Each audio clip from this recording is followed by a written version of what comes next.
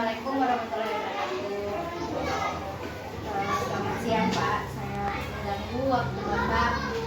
Kebetulan saya Sriwani dari CGP SDN 10 Sepaku, Angkatan 11 dari Wilayah Selatan. Tujuan saya menemui Pak Imam sebagai Kepala Sekolah SDN 11 Sepaku untuk memenuhi tugas saya sebagai CGP untuk mewawancarai 3 pemimpin kepala sekolah TK, SD, SMP yang ada di sekitar sekolah saya. 3 tingkatan gitu ya? Iya Pak. SD, SMP. TK. Iya. Kebetulan saya memilih sekolah Bapak sebagai sekolah terdekat dari sekolah saya. Adapun kegiatan kita siang hari ini Pak, yaitu berkaitan beberapa ada pertanyaan berkaitan dengan wawancara saya kepada Bapak sebagai pemimpin di SDN 11 Sepaku. Apakah Bapak bersedia? Ya. Untuk pertanyaan saya yang utama ya Pak, selama ini bagaimana Bapak dapat mengidentifikasi kasus-kasus yang merupakan dilema etika atau bujukan moral? Misalnya kasus-kasus mengenai peserta didik ataupun permasalahan yang pernah Anda dihadapi dalam waktu dekat ini di sekolah Bapak. Bagaimana cara menghadapinya? Kita pertama mengetahui ya artinya dilema etika aja. Dilema itu artinya kita ada 2 pilihan ini kan gitu kan? Iya. Nah kita kalau bilang ini entah ini sama-sama menyenangkan atau sama-sama nggak menyenangkan. Nah, kita termilih kan gitu Iya, kan? betul, Pak. Nah, supaya nggak ada dilema, kita harus yakin salah satu. Ya contohnya kayak gitu saya. Contoh sehari-hari jaringan aja ya. Sampai sekolah contohnya seperti ini. Kedisiplinan itu aturan wajib. Harus itu baik kan? Dan sosial itu baik juga. Nah, di sekolah saya jam 7.15 guru sudah di sekolah. Sebelumnya harus ada sekolah jadi jam 7.15 sudah masuk. Nah ketika ada guru mengatakan Pak saya hadir di jam 7.15 karena ada keperluan. Nah ini kan ada dilema tuh. Iya betul. Apakah saya harus menegakkan peraturan kedisiplinan itu atau saya menjunjung tinggi sosial? Jadi supaya saya mengambil keputusan, supaya saya gak dilema, saya harus identifikasi. Jadi contohnya nih, permasalahan apa sih nggak yang bikin guru ini nggak masuk sekolah? Apakah memang ini benar-benar nggak bisa ditinggalkan, atau mungkin bisa dikerjakan dengan hari? Contohnya, buat saya ini nggak masuk ya Pak, kenapa? Saya mencuci baju, katanya gitu kan, mencuci baju kan, bisa sehari ya, gitu kan Pak. Nah, nanti Pak saya nggak bisa masuk, kenapa? Jadi mantan saya bagi semua masuk.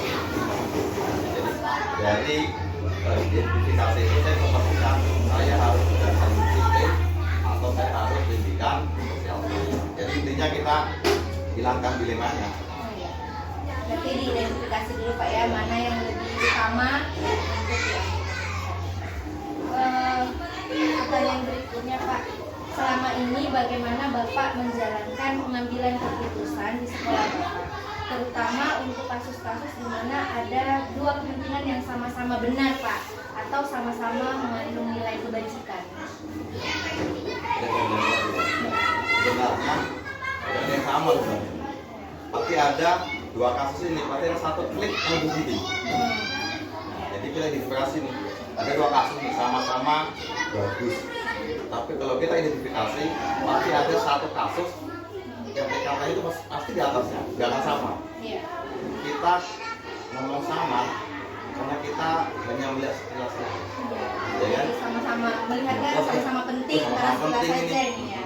Jadi identifikasi nih kasus yang ini, dari masalahnya, kasus ini, jadi dari 2 itu kita akan memilih mana yang satu klik di atasnya lebih penting gitu. Lebih penting. Ya yang penting itu nanti tujuannya untuk kepentingan bersama. Nah, itu yang kita cari. Jadi apa? Identifikasi masalah tadi itu. Iya. Berarti identifikasi masalah, kemudian melihat dari sisi yang hanya melihat dari sisi luarnya saja Pak ya, betul. mengambil kita pilih mana sih yang lebih penting dari dua kasus Iya, ini. mesti ada yang lebih penting dari. Karena nggak ada yang sama kalau kita Baik Pak, pertanyaan berikutnya, langkah-langkah atau prosedur apa yang Bapak biasa lakukan selama ini dalam mengambil sebuah keputusan? ya ada aturan, ada kita melaksanakan, lepaskan. Yang lain seperti tadi itu verifikasi. Setelah kita verifikasi, kita cari mana dari dua ini yang lebih apa yang tinggi. Jadi keputusan. Ya, yang jelas keputusan ini kalau kita sebetulnya rapat nih kan. Kalau pemimpin itu sebenarnya mengumpulkan ide dari banyak gitu. Ya, kalau ada pemimpin yang ngomong saya ambil keputusan ini, itu namanya arogansi pemimpin. Bos pemimpin kumpulkan semua ide dari bawahan, ini idenya ini idenya ini. Nah itu kita putuskan bersama. Seperti itu. Jadi kita memang mengambil kebijakan, tapi kita bukan satu-satunya orang yang mengambil keputusan. Nah, jadi keputusan itu ada di kita, tapi semua itu bersumber dari audiensnya. Jadi kita pilih nih, ide ini bagus, ide kampung, ide kampungnya. Semakin banyak ide, semakin bagus kebijakannya kita pilih seperti itu. Berarti semua ide teman-teman ditampung dulu, Ya. kemudian disaring, disatukan satu persepsi, baru Ya. diambil keputusannya Pak. Baik. Pertanyaan berikutnya nih Pak. Hal-hal apa saja yang selama ini Bapak anggap efektif dalam pengambilan keputusan, khususnya pada kasus-kasus dilema etika? Ya. Nah, kelakannya ya pertama komunikasi itu utama itu. Jadi antara kita dan bawahan salah satu komunikasi terbuka. Ya, kita saling terbuka aja. Ketika ada masalah apa, kasus apa, kita kan harus identifikasi itu dengan komunikasi kan. Yang satu komunikasi. Kita cari ini masalahnya, kasusnya apa, sumbernya apa, ini masalahnya apa.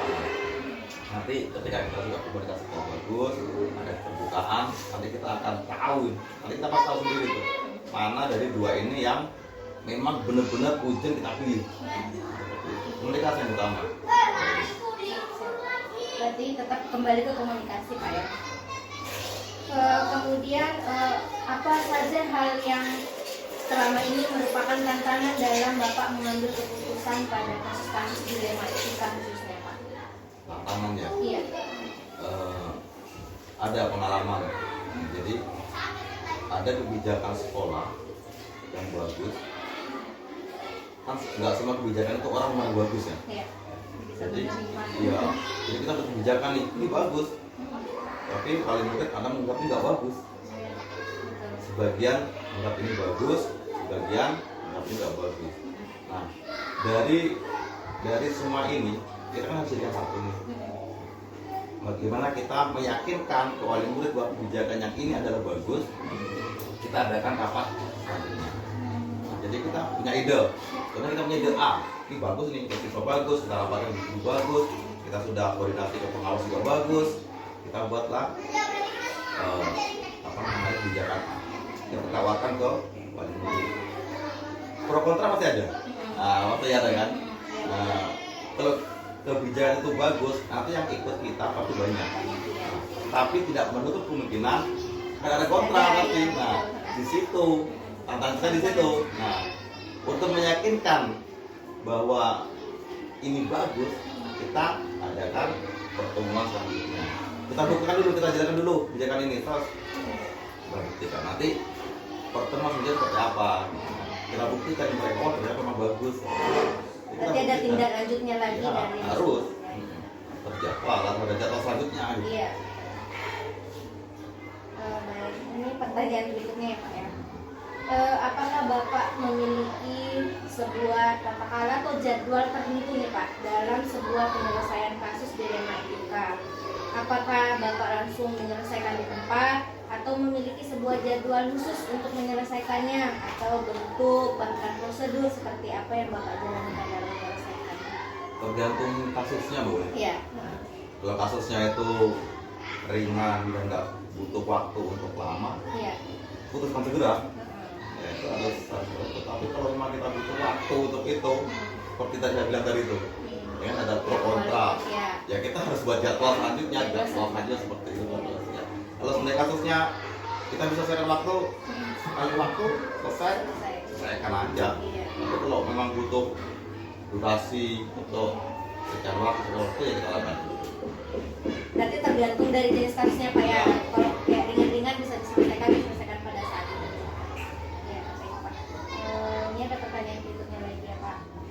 Adakah seseorang atau faktor-faktor yang selama ini mempermudah atau membantu Bapak dalam mengambil sebuah keputusan dalam kasus-kasus di lingkungan SMA? Tentu ada. Kalau kita bicara di instansi seperti ini ya, tentunya tanggung jawab. Jadi kita nggak boleh sepihak. Kita berdasarkan dari kita rapatkan, punya banyak ide, kita buat keputusan bersama. Kalau memang ada keputusan yang sulit gitu, biasanya saya konsultasi dengan atasan saya. Jadi ya tanggung jawab termasuk juga atasan saya juga, nanti teman-teman sekitar saya seperti pas sekolah dari lain-lain. Jadi semua orang terlibat. Iya. Sebagai membantu mengambil keputusan Pak ya. Baik, Pak. Ini pertanyaan terakhir Pak ya. Dari semua hal yang Bapak sampaikan tadi, pembelajaran apa yang dapat Bapak petik dari pengalaman dalam mengambil sebuah keputusan dilema itu Kak? Jadi sebenarnya keputusan itu intinya kan untuk kepentingan bersama gitu. Iya. Jadi ketika kita dilema, intinya kita hilangkan dulu dilemanya supaya kita bisa yakin mana sih keputusan yang bisa kita ambil ya. Dengan cara apa? Dari dua ini mana yang benar-benar untuk kepentingannya bersama gitu. Kalau untuk pribadi, wah ini untungnya ke aku aja ini. Yang ini keuntungannya untuk kita semua. Nah jadi kita lihat masalahnya ujungnya gitu. Pentingnya kemana? Kalau pentingnya ke banyak orang, ya itu baru kita ambil seperti itu. Baik Pak, mungkin itu saja beberapa pertanyaan yang saya lontarkan pada hari ini Pak. Terima kasih saya ucapkan atas waktu, tempatnya, bersedia untuk diwawancara atas tugas saya ini. Semoga dari apa yang Bapak paparkan tadi saya bisa ambil manfaatnya untuk kedepannya. Bagaimana Bapak menyelesaikan sebuah masalah, langkah-langkahnya, serta prosedurnya, insya Allah akan menjadi bekal saya ke depannya Pak. Ya. Terima kasih sekali lagi Pak saya ucapkan. Saya akhiri. Assalamualaikum warahmatullahi wabarakatuh. Salam. Terima kasih Pak. Bisa boleh ya? Iya Pak.